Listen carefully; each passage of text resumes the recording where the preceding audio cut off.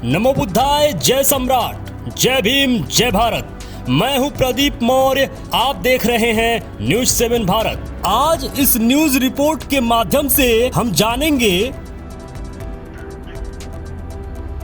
कुछ लोगों का कहना है कि भारत से बुद्ध धम्म समाप्त हो गया। भारत से बुद्ध धम्म समाप्त हुआ या फिर बुद्ध धम्म की विरासतों को परिवर्तित करके, रूपांतरित करके कब्जा लिया गया। कुछ प्रमाणों और तथ्यों के साथ आज इस न्यूज रिपोर्ट में बात करेंगे कि कब किस काल में बुद्ध धम्म की विरासतों को और बुद्ध धम्म को परिवर्तित करके एक नया धर्म बना दिया गया। सम्यक संस्कृति का सामंती संस्कृति में क्रमिक रूप से रूपांतरण के विरुद्ध धर्म विदेशियों द्वारा पुस्तकीय चिंगारी लगाई गई है। उसी चिंगारी को लेकर भारत के मूल निवासी जो सम्यक संस्कृति के लोग हैं, वह खुद के ही घर में आग लगाने को तैयार हैं और उनको यह झूठा पाठ पढ़ा दिया गया है कि मौर्य साम्राज्य जब समाप्त हुआ तो उसी वक्त बुद्ध धम्म पूरी तरीके से समाप्त कर दिया गया या फिर समाप्त हो गया। लेकिन यह अधूरा सच है। सच क्या है, आज हम जानेंगे। अलग अलग लोगों का अलग अलग मत अब तक चलता आया है। जैसे कुछ लोग कहते हैं कि कब्जा कर लिया, कुछ लोग कहते हैं कि हत्या कर दिया, कुछ लोग कहते हैं दीनार का प्रलोभन दिया। जबकि सोचने की बात है कि कब्जा किस पर किया। सम्राट अशोक द्वारा निर्मित व विकसित सांची स्तूप, सारनाथ स्तूप, महाबोधि स्थल गया में जो है, वज्रासन व सिरिपद। अब यह जान लीजिए कि मौर्य काल से लेकर वर्तमान काल तक भगवान बुद्ध से जुड़ी हुई मुख्य स्थल सुरक्षित ही नहीं, अपितु समय समय पर उसका पुनरुद्धार करने वाले शासकों का भी लिखित अभिलेख और नाम की पट्टी मिलती है, जिस पर कब्जा किस पर तब से लेकर अभी भी वह प्रत्यक्ष रूप से आप देख सकते हैं। प्रत्यक्ष को प्रमाण की आवश्यकता नहीं होती है। राजतंत्र में कमजोर शासक की हत्या ही होती है, ताज नहीं मिलता है। दीनार का लोभी कौन था? उस सम्यक संस्कृति का ही सिर्फ वजूद था। फिर सम्यक संस्कृति वालों को विभीषण बनाने पर क्यों तुले हो? अब आप यह जान लीजिए कि पाल काल से पूर्व सम्यक संस्कृति के अलावा किसी संस्कृति का प्रमाण जमीन के नीचे तो नहीं मिलता है। और आप यह भी जान लीजिए कि रूपांतरण या कब्जा एक दिन में तो नहीं होता है, यह कई सौ सालों तक होता आया है। अब आप यह जान लीजिए कि महाबोधि मंदिर में हुए विस्तारीकरण व सौंदर्यीकरण पर लोग ध्यान दे दें तो फिर किसी के इशारे पर यह कहना बंद कर देंगे कि दीनार का प्रलोभन देकर हत्या कर दिया या कब्जा कर लिया, सम्यक संस्कृति का खात्मा कर दिया। प्रत्यक्ष को प्रमाण की आवश्यकता नहीं होती है। महाबोधि स्थल के बनावट का निरीक्षण व परीक्षण करें, स्थिति शीशे की तरह साफ होने लगेगी। महाबोधि स्थल का चित्र आपके स्क्रीन पर दिख रहा होगा। चित्र नंबर 1 देखिए, वज्रासन और श्रीपाद। यह महाबोधि स्थल की पहली बनावट है। इस बनावट का श्रेय सम्राट अशोक को जाता है। सम्राट अशोक ने इसका निर्माण करवाया था। अब चित्र नंबर 2 देखिए, जो आपकी स्क्रीन पर दिख रहा है। वेदिका, चारदीवारी। महाबोधि स्थल की दूसरी बनावट घेराबंदी है, जिसकी बनावट भरहुत स्तूप और सांची स्तूप की घेराबंदी से मिलता है।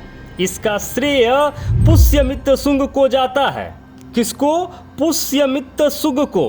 पुष्यमित्र शुंग ने इसे बनवाया था। अब चित्र नंबर 3 देखिए जो आपके स्क्रीन पर दिख रहा है। गौतम बुद्ध की मूर्ति बनी हुई है, इसका श्रेय सम्राट कनिष्क को जाता है। सम्राट कनिष्क ने इस मूर्ति का निर्माण करवाया था।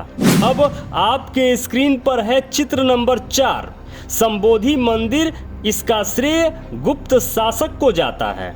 और आपको यह भी कंफर्म कर लेना होगा कि गुप्त साम्राज्य भी बौद्धों का साम्राज्य था। सभी गुप्त राजा बौद्धिस्ट थे। अब चित्र संख्या 5 देखिए। वज्रयान द्वारा यहाँ पे स्थापित अष्टकोणीय स्तंभ है। इस अष्टकोणीय स्तूप को बाद में शिवलिंग कहा जाने लगा। अब चित्र संख्या 6 देखिए। संबोधि स्थल का प्रथम मुक्तिदाता, इसका श्रेय अनागरिक धम्मपाल को जाता है। आप यह जान लीजिए कि प्रमाणिक तौर पर संबोधि स्थल पर कब्जा पाल काल के बाद हुआ था। उसके पूर्व किसी का नामो निशान नहीं था। सम्यक संस्कृति बुद्ध धम्म के अलावा भारत में किसी और संस्कृति का उदय नहीं हुआ था। आपको क्रमशः यह भी जानना चाहिए कि पाल काल तक पूरी तरीके से, गुप्त काल तक, पाल काल तक बुद्धिज्म खूब विधिवत फला फूला और सभी बौद्ध भारत के उत्थान में निरंतर लगे रहे। गुप्त काल और पाल काल के बाद जब वज्रयान अपने पूरे विस्तार को प्राप्त कर लिया था, पूरी तरीके से वज्रयान पूरे भारत में चारों तरफ फैला हुआ था, साथ ही महायान, वज्रयान और तंत्रयान और मंत्रयान 12वीं से 14वीं शताब्दी के बाद यही महायान की धरोहर, वज्रयान की धरोहर, तंत्रयान की धरोहर और मंत्रयान की धरोहर, इन धरोहरों को परिवर्तित करना शुरू कर दिया। अब यूं कहें कि रूपांतरित करना शुरू कर दिया। रूपांतरित किया, उस पे कथा कहानियां लिखा और उसको अपने कब्जे में ले लिया। तो यह कहना बिल्कुल गलत है कि भारत से बुद्ध धम्म समाप्त हो गया। असल में भारत से बुद्ध धम्म कभी समाप्त ही नहीं हुआ, बल्कि 12वीं और 14वीं शताब्दी के बाद भारत में बौद्ध विरासतों को रूपांतरित करके कब्जा लिया गया विदेशी के द्वारा। आज भी भारत के 95% जितने भी प्राचीन मंदिर या पुराने मंदिर आप देखेंगे, वह सभी के सभी या तो हीनयान से संबंधित हैं, या तो महायान से संबंधित हैं, या तो वज्रयान से संबंधित हैं, या तंत्रयान से संबंधित हैं, या मंत्रयान से संबंधित बौद्ध विरासतें हैं। तो ये खेल रूपांतरण का है, यह खेल जबरन कब्जे का है, और यह खेल एक दिन में नहीं हुआ है, यह खेल सैकड़ों साल तक खेला गया है। आज भी बहुत सारी विरासतें बची हुई हैं जो चीख चीख कर कहती हैं कि यह परिवर्तन एक दिन में नहीं हुआ है, यह परिवर्तन रूपांतरण का है। मेरे मित्रों, यदि आप चाहते हैं कि हम और हमारी टीम इसी तरीके से रिसर्च करते रहें, इसी तरीके से आपके लिए कंटेंट बनाती रहें, तो प्लीज निवेदन है, डोनेशन जरूर करें। स्कैनर स्क्रीन पर लगा हुआ है, स्कैन करके डोनेशन जरूर करें। जो भी मित्र अभी तक इस चैनल को सब्सक्राइब नहीं किए हैं, प्लीज निवेदन है अभी के अभी चैनल को सब्सक्राइब कर लीजिए। लाइक करके हमारा उत्साह जरूर बढ़ाया करिए। कमेंट बॉक्स में जरूर लिखा करिए कि ये वीडियो आपको कैसा लगा। जो भी मित्र अभी तक इस चैनल पर बने हुए हैं, ये वीडियो देख रहे हैं, आप सबको बहुत बहुत मंगल कामनाएं। नमो बुद्धाय, जय भारत।